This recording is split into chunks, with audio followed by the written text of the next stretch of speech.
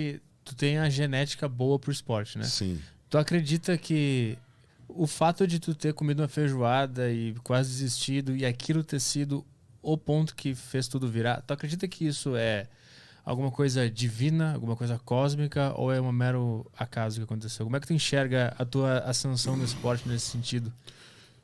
Nada nessa vida é por acaso, cara, porque não só esse fato, né?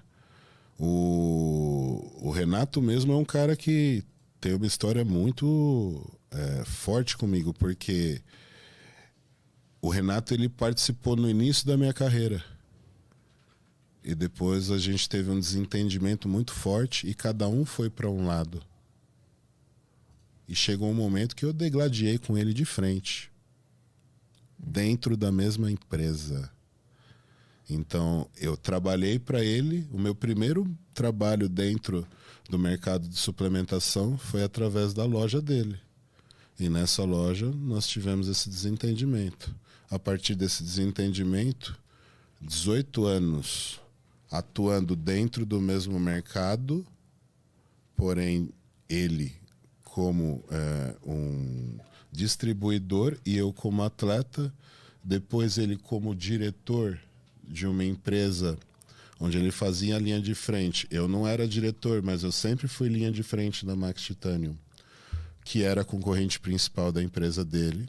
Ele saiu dessa empresa e entrou na Max Titanium. Quando ele entrou na Max Titanium, eu tive que resolver esse problema com ele. Aonde, o que acontecia? O Renato ele tinha toda a exposição para poder fazer qualquer empresa a qual ele atuasse crescer, e eu tinha o reconhecimento, porque toda a minha carreira, tanto atuando como atleta, quanto como formador de atletas exponenciais no Brasil. Hoje o Brasil é dominado, a maioria dos atletas que dominam o esporte fora do Brasil, brasileiro que está em alta, todos passaram comigo. Todos foram meus atletas. Todos foram eu que iniciei dentro do esporte. Então isso fez um know-how muito forte. Então com a entrada do Renato, eu tive que aprender a passar por cima de problemas pessoais que eu tinha, e muito orgulho também. Entender que apesar dos pesares, aquilo era um desentendimento apenas e que a vida continuava e que ali ainda poderia ter amizade. Então a partir daquele momento, nós começamos a trabalhar juntos, porém não amigos. E se a ideia era fazer a Max Titanium, que é a nossa empresa, crescer, que nós iríamos fazer o possível e o impossível para que isso acontecesse. Chegou um momento, cara, que cruzou as ideias. Por quê? Porque o que queria era a mesma coisa que ele queria, só que havia formas e formas de se trabalhar. O que o Renato fez? Ele mostrou para mim que a forma que ele trabalhava era mais eficiente que a minha, e que se a minha dava certo daquele jeito, se eu fizesse daquele que ele estava falando, iria dar mais certo ainda. Eu aceitei o bom conselho. Como eu falei para você, eu não sou da área virtual, eu sempre fui da área técnica. Então, quando eu aceitei o bom conselho do Renato, aquilo alavancou de uma maneira ao qual a empresa alavancou, o Renato alavancou e eu alavanquei também. Então, foi uma união que só trouxe positivismo tanto para a empresa quanto para a nossa vida social, porque hoje eu e o Renato também temos uma grande amizade.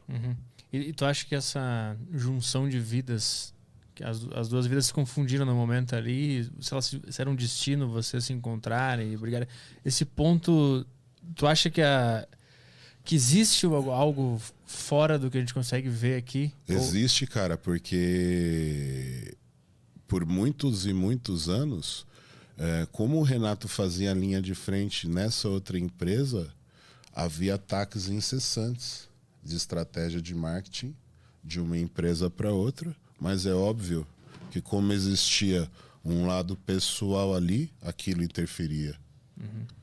Entendeu? Então ali não era só trabalho, era pessoal.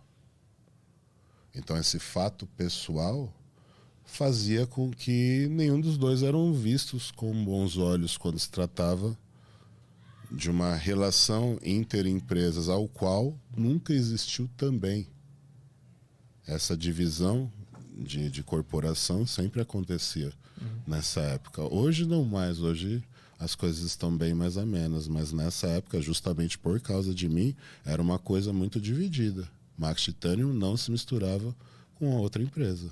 Olhando para trás, sobre essa situação, o que tu aprendeu? Onde é que tu tava teu erro nessa situação? Ah, cara, orgulho, né? Orgulho só te leva pro buraco. Você precisa estar sempre aberto ao novo. Você tem que estar sempre preparado para aprender. Porque nessa vida você não é sempre que você vai ensinar. Então eu sou um cara que eu sei reconhecer que eu tenho que aprender muito e eu sempre vou estar aberto a querer aprender e entender mais, independente do assunto que seja. E entender mais hoje do mercado virtual, o que acontece na internet, como que você deve usar os gatilhos emocionais para conseguir fazer essa mensagem que você precisa levar para um maior volume de pessoas possíveis. Isso eu devo tudo a ele. O orgulho que tu diz era, tipo assim, eu sou campeão, ganhei várias coisas aqui. Exatamente, porque é exatamente onde a gente cai naquele critério. Porque o que acontece? O Renato, ele tem uma carreira de atleta e tem uma carreira de atleta que tem um reconhecimento esportivo. Ele é um campeão de campeonatos expressivos.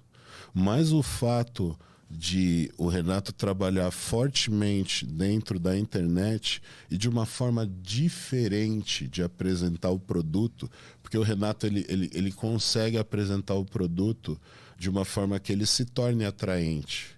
E é isso que as pessoas não entendem, é o como fazer a coisa. O Renato, ele é um apresentador. Então, quando ele começou a apresentar o produto de uma forma diferente, as pessoas também começaram a enxergar diferente. E como ele apresentou de uma forma diferente e positiva, isso refletiu positivamente.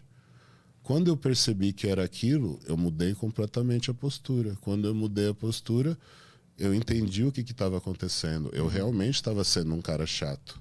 A tua barreira era tipo, não entender o que ele estava fazendo. Aquilo estava atrasando o meu lado, aquele orgulho. Entendi, tu não conseguia entender o marketing atrás do Exato, negócio. não conseguia entender o que era o marketing que existia atrás de uma história.